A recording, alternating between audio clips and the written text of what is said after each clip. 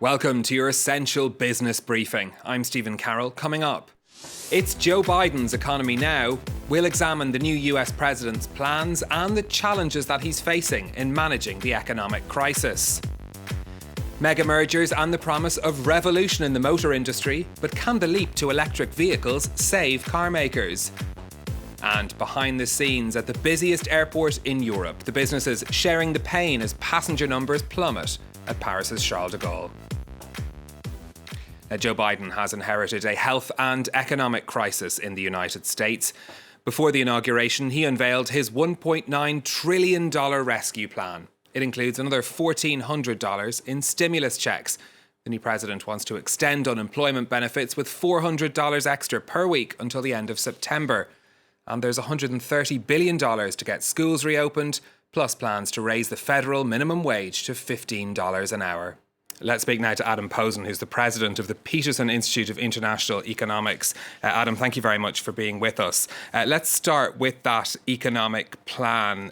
How much of that $1.9 trillion do you think that Joe Biden will be able to get through Congress? Simply put, I think he'll get 1.4 or 1.5 trillion because he's going to make some effort at getting a couple Republican votes. Also, except under very obstreperous circumstances, presidents usually get their first budget through Congress, and we are hoping that the Republican Senate leadership doesn't mess it up. That said, they're not going to use what's called reconciliation, which is a sure way to get it through without Republican votes, because they're saving that for the next package.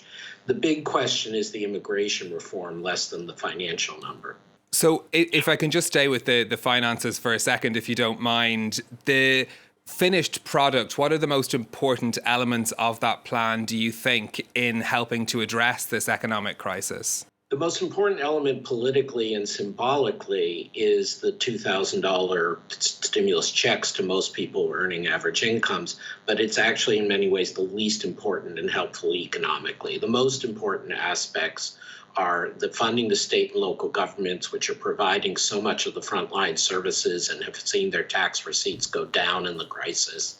The direct funding for better provision of vaccinations and public health, and then some of the directed funding to keep unemployed people who are temporarily unemployed from getting into too much trouble. And then you also have the eviction, the right of people to not be thrown out of their homes if they temporarily cannot make rent payments. All of those are key, starting with the state and local governments and the vaccination funding. We know that rising inequality has been one of the symptoms of this crisis, if you will. Women and people of colour being more affected in terms of losing jobs than others. Will this plan go any way to address that, do you think? I think it will, inherently, just because of our unfair system. As you say, the women are forced to stay home and look after kids and do more health provision. People of color are disproportionately in the lower paid and more uncertain of the frontline jobs and are more at health risk. So anything that works the problem helps them disproportionately to make up for what happened. But additionally, there's a huge amount in this stimulus package that is particularly aimed at poor children and eventually at communities of color. The question is how much of this is a one-time payment, which is still going to matter, versus this becomes an ongoing kind of safety provision, particularly aimed at people who are unequally treated. If we look at the broader economic situation, do you think we're over the worst of this crisis? And will this plan help to put America's economy back on track? I think America's economy is going to get on track almost no matter what, so long as the vaccinations are done rapidly and they work against the mutations, which is not an economic issue. I do think that this package is very important for minimizing the amount of unnecessary human suffering and for reducing the amount of inequality in how this disease has affected people economically. But you're going to have a recovery in the U.S. economy as long as the disease is controlled. Once he gets this package passed, and you've mentioned that, presidents tend to get their first big bill through Congress, does the rest of his economic platform stand much of a chance, or is this going to be a lot of political capital expended on this crisis? I would hope that it would still have a chance. I mean, always there's the fantasy things get debated on their merits just on their own. But I guess especially after the last 4 years or even the second Obama term, that's a fantasy. So I think in terms of political capital, yes, there are things in the economic program, including some of the immigration reform, oversight of digital companies, tax changes on the international side having to do with corporations, infrastructure spending and spending to subsidize green industries. There's a long list of things that which he should be able to get support. The part that will be difficult is trying to make any lasting changes to the unemployment system or lasting changes to the tax code. That's where I think he'll have to push hard. And what's the big obstacle there to try and get lasting change? Is it the simple politics of it? It's very simple. It is the unwillingness of Republican members of the Senate to agree. Would you draw any inference from Joe Biden's last experience in the White House as to how he'll perform handling this crisis? Well, I think he's already performing. I mean, part of that is we're coming off of a incompetent and aggressively hostile individual who was not up to the job and who tried to destroy the government's capacity to do the job. So inherently, we're already better. And he is appointing a large number of experienced, competent people. But when you look at Biden's role in the Obama presidency and as well as his prior career, he is a good speechmaker. He is a good, I hate this term, but unifier. And he clearly has deep convictions on the issues of inequality and inclusion. And so I think that will matter. Okay, Adam Posen, president of the Peterson Institute for International Economics, thank you very much for joining us. Thank you.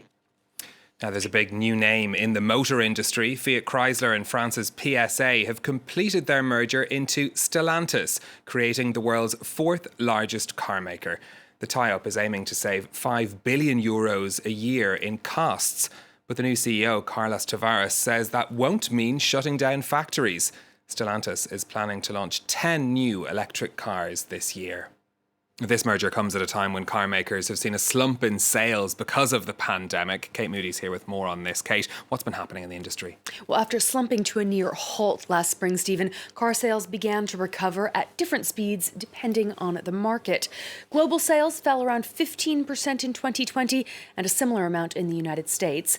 China saw a relatively low 7% drop, while the European Union's sales figures were the worst on record, down nearly a quarter. Demand will pick up in 2021, although not quite to pre-pandemic levels. And European car manufacturers in particular are bracing for a tough time ahead. So what are car makers doing to recover from this? Well, some groups like the new Stellantis are hoping to cut costs by sharing the development of new technology and focusing on their most successful brands. Renault's new strategy involves reducing the array of car parts it produces, like having fewer types of engines, and investing in high-tech innovation, especially ramping up its hybrid and electric options. A focus on smart features has brought new players and tech startups into the car race. The pandemic has also highlighted the danger of relying on global supply chains, and some manufacturers are trying to bring the process back closer to home, although for now, concrete changes remain limited. We've heard a lot from car makers about the production of electric cars and how that's going to be so much of their future.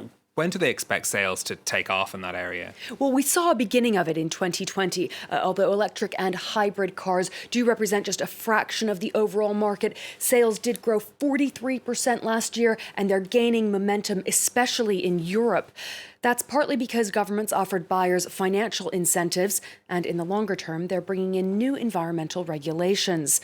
Manufacturers are investing billions of euros in that new technology, and 150 new hybrid and electric models are expected to hit the market this year alone. But it's not full steam ahead yet. The CEO of Stellantis has said the industry is being forced to go electric by narrow-minded regulations, and that manufacturers need to make the cars affordable before they can become a profitable driver of growth. Okay, Kate Moody, thank you. Now, despite the slump in air travel last year, Paris's Charles de Gaulle Airport overtook London Heathrow to become Europe's busiest air travel hub. The airport is the centre of a local ecosystem of suppliers and other workers, all of whom have suffered as the terminals fell quiet. Claire Rush has the story. Terminals empty.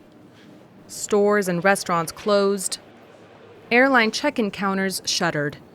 In normal times, 90,000 people work at Charles de Gaulle Airport, making it one of the largest employers in this region north of Paris.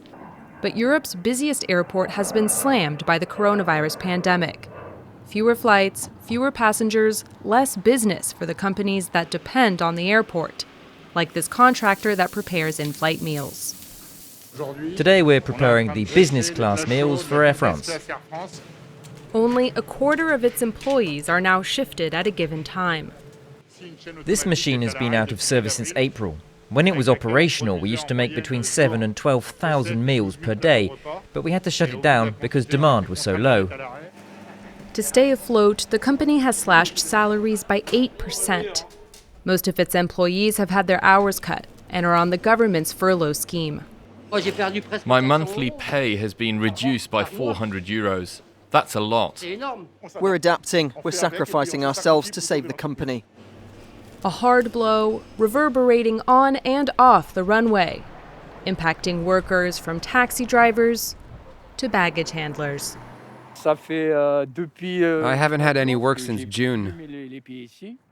I never thought work would come to a complete halt like this, putting me out of a job from one day to the next. The